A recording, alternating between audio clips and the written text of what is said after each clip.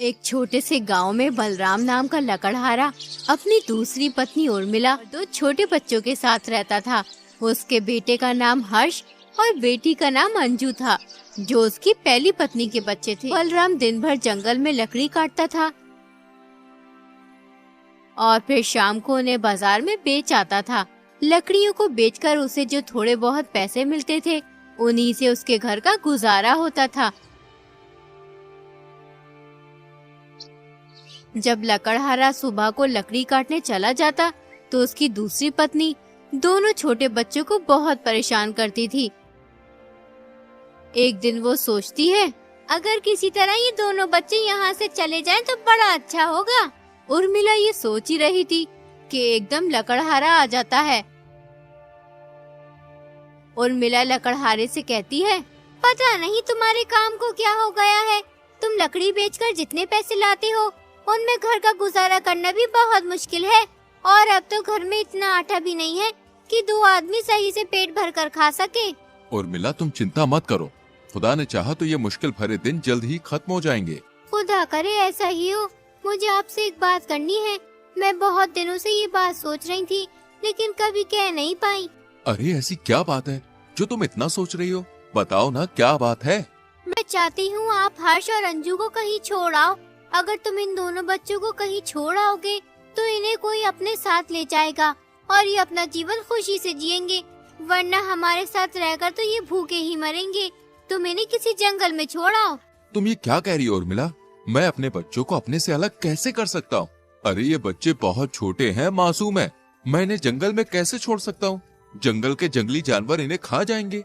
अगर तुम मेरी बात नहीं मानते तो ठीक है, तुम अपने इन मासूम बच्चों को अपने साथ रखो और अपने साथ इन्हें भी भूखा मारो। वैसे भी हमारे घर में खाने के लिए कुछ नहीं है और ये बच्चे हमारे साथ रहते हुए भी भूखे मर जाएंगे। जंगल में छोड़ने से अच्छा है कि मेरे बच्चे मेरी नजरों के सामने भूखे रहें। मैं खुद भूखा प्यासा रह लूंगा, लेकिन अपने मासूम बच्चों को भूखा नहीं रहने दूंगा। अरे तुम मेरी बात समझते क्यों नहीं हो? अगर तुम इन बच्चों को जंगल में छोड़ आओगे तो हो सकता है इनका भाग्य इनका साथ दे और भटकते हुए कहीं ऐसी जगह पहुंच जाएं जहां इन्हें भूखा न मरना पड़े। यहाँ रहकर इनकी जिंदगी खराब हो रही है। ना तो हम इन्हें अच्छी शिक्षा दे सकते हैं और ना ही पेट भरकर खाना खिला सकते हैं। इसलिए हमारी और इन बच्चों की भलाई इसी में है, ये हम इन्हें किसी जंगल में छोड़ दें। उर्मिला अपने पति को बहुत बहकाती है, लेकिन लकड़हारा बच्चों को खुद से अलग करने के लिए मना करता रहता है। लेकिन उस दुष्ट औरत की बहुत कोशिश के बाद लकड़हारे को अपनी पत्नी की बात माननी पड़ती है। वो अपनी पत्नी से कहता है, तुम इतना कह रही हो तो ठीक है, हम कल दोनों बच्चों को जंगल में छोड़ आएंगे। लेकिन उर्मिला, मेरा दिल गवाही नहीं दे रहा कि बच्चों को मैं जंगल में छोड़ूं। मुझे डर लग रहा है कहीं मेरे बच्चों को कुछ हो ना जाए। क्या तुम ये समझते हो कि ये सिर्फ तुम्हारे ही बच्चे हैं? ये मेरे भी बच्चे हैं। मैंने इन्हें कभी पराया नहीं समझा। मैं इनकी भलाई के लिए ही कह रही हूँ। हम कल शाम इन्हें जंगल में छोड़ आएंगे। जब उर्मिला और लकड़हारा बच्चों को जंगल में छोड़ने की बात कर रहे थे, तो दोनों बच्चे उर्मिला और लकड़हारे की बात सुन लेते हैं। जंगल में छोड़ने की बात सुनकर बच्चे बहुत घबरा जाते हैं। हर्ष रोते हुए अपनी बहन अंजू से कहता है, दीदी, हमारी सौतेली माँ और पिताजी हमें जंगल में छोड़ने की बात कर रहे हैं। अगर ये लोग हमें जंगल में छोड़ आए तो जंगल में हमें जंगली जानवर खा जाएंगे। दीदी, मुझे बहुत डर लग रहा है। भाई, डर तो मुझे भी लग रहा है। अगर आज हमारी माँ जिंदा होती तो हमें कभी जंगल में छोड़ने की बात नहीं करती। कल हमें ये लोग जंगल में छोड़ आएंगे। हमें जंगल से वापस आने का कोई रास्ता निकालना ही होगा। अंजू बहुत ही समझदार थी। वो रात भर जंगल से वापस आने के बारे में सोचती रही। फिर उसके दिमाग में एक बात आई। वो हर्ष से बोली, मुझे पता चल गया है, हम जंगल से वापस घर कैसे आ सकते हैं। लेकिन उसके लिए हमें छोटे कंकड़ चाहिए। जब पिताजी और माँ हमें जंगल में छोड़ने जाएंगे तो हम रास्ते में छोटे कंकड़ फेंकते हुए चलेंगे, जिससे हमें घर आने के लिए रास्ता मिल जाएगा। अब तुम एक काम करो, बाहर से कुछ कंकड़ उठा लाओ। अपनी बहन के कहने पर हर्ष अपने पिता और सौतेली माँ की निगाह से बचकर घर से बाहर निकल आता है। फिर बहुत सारे कंकड़ उठाकर अपनी जेब में भर लेता है और फिर चुपचाप वापस घर आ जाता है।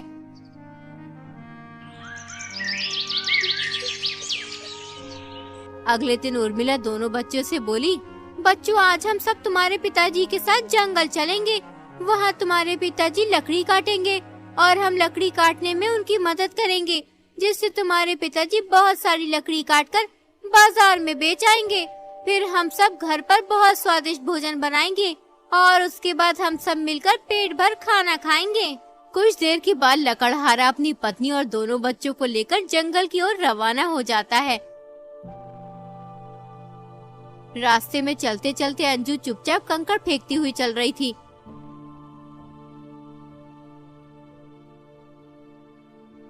कुछ ही देर में सब जंगल पहुंच जाते हैं। फिर लकड़हारा दोनों बच्चों से कहता है, बच्चों, मैं लकड़ी काटने जा रहा हूँ। तुम्हारी माँ भी मेरे साथ है। मेरी लकड़ी काटने में मदद करने जाएगी। जब तक हम लकड़ी काट कर लौटे, तब तक तुम हमारा इस पेड़ के नीचे बैठकर इंतजार करना। हम कुछ समय में वापस आ जाएंगे। ठीक है पिताजी, हम तुम्हारा यहीं बैठकर इंतजार करेंगे। लेकिन पिताजी, आप लकड़ी काटकर थोड़ी जल्दी लौटना। मेरे बच्चों, तुम परेशान मत हो, मैं कुछ ही देर में लकड़ी काटकर वापस आ जाऊंगा। लकड़हारा दोनों बच्चों को घने जंगल में छोड़कर अपनी पत्नी उर्मिला के साथ घर चला आता है। दोनों बच्चे पूरा दिन लकड़हारे का इंतजार करते रहते हैं, लेकिन लकड़हारा वापस लौटकर नहीं आता है। कुछ देर के बाद जब अंधेरा हो जाता है तो दोनों बच्चों को उस घने जंगल में डर लगने लगता है। दीदी, मुझे बहुत डर लग रहा है। अब हम क्या करेंगे?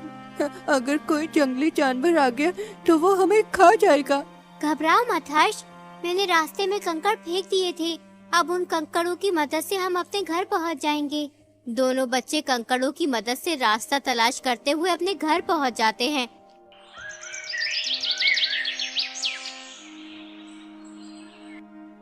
जब उनकी सौतेली माँ दोनों बच्चों को देखती है तो उसे बहुत गुस्सा आता है और वो सोचती है, ये बच्चे तो बहुत चालू हैं। इन्हें घर आने का रास्ता कैसे मालूम हुआ? इतनी कोशिशों के बाद मैंने इन्हें घर से निकाला था। पता नहीं ये बदमाश बच्चे उस घने जंगल से कैसे वापस आ गए। इन्होंने मेरी सारी कोशिश नाकाम कर दी। अब मैं इन्हें छोड़ूंगी नहीं। तुम दोनों बहुत शैतान हो गए हो। कहाँ चले गए थे? तुम्हारे पिताजी ने तुम्हें पेड़ के नीचे इंतजार करने के लिए कहा था, लेकिन तुम हमें उस पेड़ के नीचे नहीं मिले। हमने तुम्हें जंगल में बहुत तलाश किया, लेकिन तुम कहीं नहीं मिले। अगर तुम्हें जंगल में कुछ हो गया होता तो लोग यही कहेंगे कि सौतेली माँ ने करवा दिया। लोगों को ये नहीं पता कि ये बच्चे कितने शैतान हैं। इतनी देर तक घर से बाहर रहते हो, तुम्हें किसी चीज का खौफ है या नहीं? उर्मिला बच्चों को डांट ही रही थी कि एकदम लकड़हारा आ जाता है। जैसे ही वो अपने दोनों बच्चों को देखता है, वो उन्हें प्यार से अपने सीने से लगा लेता है और फिर उन्हें खाना खिलाता है। कुछ दिन यूं ही बीत जाते हैं। लकड़हारे की आमदनी बहुत कम हो जाती है, इसलिए उसकी पत्नी उससे फिर जिद करती है कि बच्चों को जंगल में छोड़ दो। लकड़हारा अपनी पत्नी को बहुत मना करता है कि वो अपने बच्चों को कहीं छोड़ने नहीं जाएगा, लेकिन पत्नी के बार बार कहने पर वो बच्चों को दोबारा जंगल में छोड़ने के लिए राजी हो जाता है। अगले दिन लकड़हारा दोबारा अपने बच्चों और पत्नी के साथ जंगल की ओर निकल पड़ता है। इस बार वो जंगल में बच्चों को बहुत अंदर ले गया होता है। फिर वो बच्चों से बोलता है, तुम दोनों यहीं हमारा इंतजार करना। मैं लकड़ी काट कर ला रहा हूँ। हम कुछ ही देर में वापस आ जाएंगे। लकड़हारा दोनों बच्चों को उस घने जंगल में छोड़कर अपनी पत्नी के साथ घर चला आया।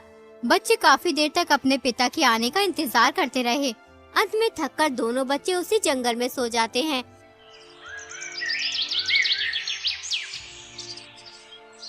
सुबह होने पर जब बच्चों की आंख खुलती है तो हर्ष डर से रहता है।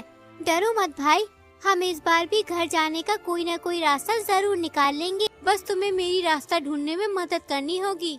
दोनों भाई बहन बहुत देर तक जंगल में भटकते रहते हैं, लेकिन उन्हें घर जाने का कोई रास्ता नहीं मिलता।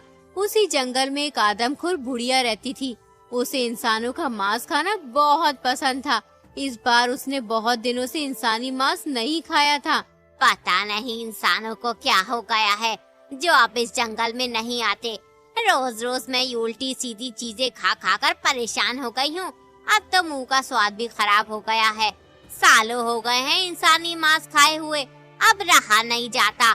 अगर मुझे इंसानी मांस खाना है तो मुझे इस जंगल से बाहर जाना ही होगा। उसके बाद वो बुढ़िया इंसानों की तलाश में निकल जाती है। तभी उसकी नजर हर्ष और अंजू पर पड़ती है। उन्हें देखकर वो सोचने लगती है, अरे आज तो ऊपर वाला मुझ पर बहुत मेहरबान है। मैं इंसानों को जंगल के बाहर तलाश करने जा रही थी, लेकिन ये तो खुद चलकर मेरे पास आ रहे हैं, वो भी एक साथ 2 इंसानी बच्चे। अब मुझे किसी भी तरह इन बच्चों को अपने जाल में फंसाना होगा, उसके बाद मैं इन्हें खाऊंगी। वो आदमखोर बुढ़िया जल्दी से अपने घर जाती है और अपने घर के बाहर बहुत सारी मिठाइयाँ और खाना रख देती है। हर्ष और अंजू अपने घर का रास्ता तलाश करते हुए उस बुढ़िया के घर पहुंच जाते हैं। जब उनकी नजर बुढ़िया के घर के आगे रखी मिठाइयों और खाने पर पड़ती है तो हर्ष अंजू से कहता है, दीदी देखो, उस घर के आगे कितना सारा भोजन और मिठाइयाँ रखी हैं। इतना सारा भोजन मैंने कभी नहीं देखा। देखने में तो ये भोजन बहुत ही स्वादिष्ट लग रहा है। क्या हमें ये भोजन खाना चाहिए? मुझे तो बहुत तेज भूख लग रही है। भूख तो मुझे भी लग रही है और खाली पेट हम अपने घर का रास्ता भी तलाश नहीं कर सकते, इसलिए हमें ये भोजन खाना ही होगा। लेकिन होशियार रहना, कोई हमें भोजन खाता हुआ देख न ले। दोनों बच्चे खुशी खुशी घर के बाहर रखी मिठाइयाँ और भोजन खाने लगते हैं। थोड़ी बुढ़िया अपने घर से बाहर आती है। बुढ़िया को देखकर दोनों बच्चे डर जाते हैं। मेरे प्यारे मासूम बच्चों, डरो मत, इसे अपना ही घर समझो। ये सब मिठाइयाँ तुम्हारे लिए ही हैं। जितना जी चाहे उतना खा लो। वैसे तुम इस घने जंगल में अकेले कर क्या रहे हो? तुम्हारे माता पिता कहाँ हैं? दादी, हम इस जंगल में फंस गए। हमें अपने घर का रास्ता नहीं मिल रहा है। हम कब से अपने घर का रास्ता तलाश कर रहे हैं, लेकिन हमें अभी तक अपने घर का रास्ता नहीं मिला। ऐसा लगता है जैसे हम इस घने जंगल में फंस गए। घबराओ मत मेरे बच्चों, तुम्हें तुम्हारे घर का रास्ता जरूर मिल जाएगा। थोड़ी देर के बाद दिन ढलने वाला है, इसलिए तुम्हारा इस जंगल में यूँ अकेला फिरना सही नहीं है। यहाँ बहुत ही खतरनाक जंगली जानवर रहते हैं। तुम दोनों मेरे घर के अंदर चलो और कल सुबह अपने घर का रास्ता तलाश कर लेना। बुढ़िया दोनों बच्चों को बहकाकर अपने घर के अंदर ले जा। फिर बुढ़िया उन्हें बहुत अच्छा खाना खिलाती है। 2 दिन से बच्चों ने कुछ नहीं खाया था, इसलिए दोनों बच्चे खूब खाना खाते हैं। उन्होंने आज पहली बार इतना सारा और स्वादिष्ट खाना खाया था। खाना खाकर दोनों बच्चे सो जाते हैं, क्योंकि वो दोनों बहुत थके हुए थे। बच्चों को सोता देख बुढ़िया सोचती है, आज तो मजा ही आ जाएगा। आखिरकार आज मुझे इंसानी मांस खाने को मिल ही जाएगा। कब से तरस रही थी मैं इंसानी मांस खाने के लिए। अब मैं इन बच्चों को खूब अच्छे से पकाकर खाऊंगी। वो बुढ़िया बहुत खुश थी, क्योंकि उसके जाल में एक साथ 2 बच्चे फंस गए थे। उसने चुपके से उन दोनों बच्चों को एक रस्सी से बांध दिया। फिर बुढ़िया दोनों बच्चों को जगाते हुए बोली, उठो आलसी बच्चों, कब तक सोते रहोगे? अब मैं तुम दोनों को पकाकर खाऊंगी। पहले तुम्हारे भाई को खाऊंगी और उसके बाद तुम्हें खाऊंगी। बुढ़िया की बात सुनकर दोनों बच्चे बहुत डर गए। वो डरते हुए बुढ़िया से बोले, दादी, आप हमें क्यों खाना चाहती हो? हमने आपका क्या बिगाड़ा? चुप कर छोटे बच्चे, तुमने मेरा कुछ नहीं बिगाड़ा। मुझे इंसानी मांस खाना बहुत पसंद है, इसलिए मैंने तुम्हें कल अपने जाल में फंसाया था। लेकिन मांस पकाने के लिए घर में लकड़ी तो है ही नहीं। पहले मैं जल्दी से जंगल से लकड़ी ले आती हूँ, फिर तुम्हारा मांस पकाकर खाऊंगी। इतना कहकर बुढ़िया जंगल की ओर लकड़ी लेने चली जाती है। वो दोनों बच्चे जोर जोर से चिल्लाने लगते हैं, कोई हमें यहाँ से बाहर निकालो। किसी को हमारी आवाज आ रही है, हमारी मदद करो, वरना ये बुढ़िया हमें मार कर खा जाएगी। कोई हमारी मदद करो। इससे अच्छा तो यही होता कि हम लोग जंगल में ही भटकते फिरते और कोई जंगली जानवर हमें खा जाता। बच्चे जोर जोर से चिल्लाकर रो रहे होते हैं, लेकिन उस घने जंगल में कोई भी उनकी मदद करने नहीं आता। तभी एक बौना आदमी उस जंगल से गुजर रहा होता है। जब उन दोनों बच्चों की आवाज उस बौने आदमी को आती है, कोई हमें यहाँ से बाहर निकालो, किसी को हमारी आवाज आ रही है, हमारी मदद करो, वरना ये बुढ़िया हमें मार कर खा जाएगी। कोई हमारी मदद करो। तो वो तुरंत ही उस बुढ़िया के घर में घुस जाता है। वो जल्दी से दोनों बच्चों को खोल देता है। फिर वो बच्चों से कहता है, तुम लोगों को यहाँ किसने बांध कर रखा हुआ है? मुझे तुम्हारी आवाज सुनाई थी, इसलिए मैं तुरंत तुम्हारी मदद करने चला आया। हमें यहाँ एक आदमखोर बुढ़िया ने बांध कर रखा है। वो बच्चों को बहका कर अपने घर ले आती है और फिर उनका मांस खाती है। हम दोनों भी उसके बहकावे में आ गए थे। वो हमें भी खाना चाहती है। लेकिन वो आदमखोर बुढ़िया है कहाँ? कहीं दिखाई नहीं दे रही। वो जंगल में लकड़ी लेने गई है, जिससे हमारा मांस पकाकर खा सके। वो लकड़ी लेने बहुत देर की गई हुई है, कुछ ही देर में वो आने वाली होगी। इसका मतलब इस बुढ़िया ने बहुत से मासूम बच्चों की जान ली है। इसे सबक सिखाना पड़ेगा। तुम एक काम करो, इस बुढ़िया के घर में जो भी कीमती चीज है सब निकाल लो और किसी झोले में भर लो। बौने आदमी के कहने पर दोनों बच्चे बुढ़िया के घर में खूब लूट मचाते हैं। बुढ़िया ने तरह तरह के हीरे मोती, जेवर और बहुत सी कीमती चीजें जमा करके रखी थी। दोनों बच्चों ने सारे जेवर, हीरे मोती झोले में भर लिए। उतने में ही वो बुढ़िया आ जाती है। बुढ़िया को देखकर सभी छुप जाते हैं। जब बुढ़िया को वो दोनों बच्चे नहीं दिखते तो उसके होश उड़ जाते हैं। अरे वो दोनों बच्चे कहाँ गए? मैंने कितनी मेहनत से उन्हें पकड़ा था, वो दोनों मेरी सारी मेहनत पर पानी फेर कर भाग गए। बुढ़िया बच्चों के भागने का दुख मना ही रही होती है कि एकदम बौना आदमी और दोनों बच्चे चुपके से पीछे से आते हैं और आदमखोर बुढ़िया की खूब पिटाई करते हैं। वो तीनों बुढ़िया को इतना मारते हैं कि उसे लहू लुहान कर देते हैं, फिर वहाँ से भाग जाते हैं। हाय, कमबख्तों ने मार डाला। ये बच्चे तो मेरे भी उस्ताद निकले, मार मार कर मेरा बुरा हाल कर उधर वो दिया। बौना आदमी दोनों बहन भाइयों को अपने घर ले आता है। फिर वो आदमी बच्चों से पूछता है, तुम उस घने जंगल में क्या करने गए थे? वहाँ लोग बहुत ही कम जाते हैं। अगर किसी को बहुत जरूरी काम होता है तभी लोग वहाँ पे जाते हैं। मैं समय पर नहीं पहुँचता तो वो बुढ़िया तुम्हें पकाकर खा जाती। तुमने हमारी जान बचाई, इसके लिए हम आपके शुक्रगुजार हैं। हम आपका ये एहसान जिंदगी भर नहीं भूलेंगे। फिर अंजू जेवर और हीरे मोतियों से भरा झोला उस बौने आदमी को दे देती है। बौना आदमी बहुत ही ईमानदार होता है, इसलिए वो सोने के 3 हिस्से करता है। एक हिस्सा खुद लेता है और बचे हुए 2 हिस्से दोनों बहन भाई को देता है। उसके बाद वो दोनों बच्चों को विदा कर देता है।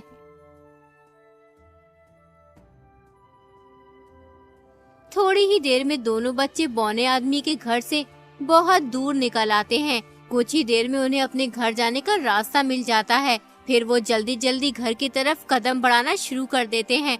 थोड़ी ही देर में दोनों बच्चे अपने घर पहुंच जाते हैं। घर पहुंचकर उन्होंने देखा कि उनका पिता एक कोने में बैठकर रो रहा होता है और बहुत दुखी दिखाई देता है। जैसे ही दोनों बच्चे लकड़हारे के पास पहुँच, लकड़हारा दोनों को गले लगा लेता है और बोलता है, मेरे बच्चों, कहाँ थे तुम? मैंने तुम्हें बहुत याद किया। जिस दिन से मैंने तुम्हारी सौतेली माँ के कहने पर तुम दोनों को जंगल में छोड़ा था, उस दिन से आज तक मुझे एक पल के लिए भी चैन नहीं मिला। मैं हमेशा खुदा से रोकर यही दुआ करता था कि मेरे दोनों बच्चे वापस लौट आए। खुदा ने मेरी दुआ सुन ली। अब मैं कभी तुम्हें अपने से अलग नहीं होने दूंगा और न ही तुम्हें किसी तरह की तकलीफ होने दूंगा। पिताजी, हमने आपको बहुत याद किया। हमें जंगल में एक आदमखोर बुढ़िया ने पकड़ लिया था, लेकिन हमें एक बौने आदमी ने उस आदमखोर बुढ़िया से बचा लिया। हमने उसकी बहुत पिटाई की और उसके सारे जेवर, हीरे मोती ले आए। दोनों बच्चे अपने पिता से मिलकर बहुत खुश थे। फिर उन्होंने सोने से भरा झोला अपने पिता को दे दिया। लकड़हारे को अपनी आंखों पर विश्वास नहीं हो रहा था। इतना सारा धन तो उसने अपनी जिंदगी में कभी नहीं देखा था। फिर लकड़हारा अपनी पत्नी को बुलाता है और बच्चों की सारी बात बताता है। बच्चों की बात सुनकर उनकी सौतेली माँ को अपनी गलती का एहसास हो जाता है। वो दोनों बच्चों से माफी मांगने लगती है। बच्चों, मुझे माफ कर दो। मेरी वजह से तुम्हें इतनी मुसीबतों का सामना करना पड़ा। मैंने ही तुम्हारे पिताजी से कहा था कि वो तुम्हें जंगल में छोड़ आए। इसमें तुम्हारे पिताजी की कोई गलती नहीं है। मैं अपनी गलती पर बहुत शर्मिंदा हूँ। हो सके तो मुझे माफ कर दो। दोनों बच्चे अपनी सौतेली माँ को माफ कर देते हैं। इतना सारा धन पाकर लकड़हारा बहुत खुश होता है। इस तरह उन लोगों की गरीबी दूर हो जाती है और उसके बाद लकड़हारा अपने दोनों बच्चों और पत्नी के साथ खुशी खुशी रहने लगता है।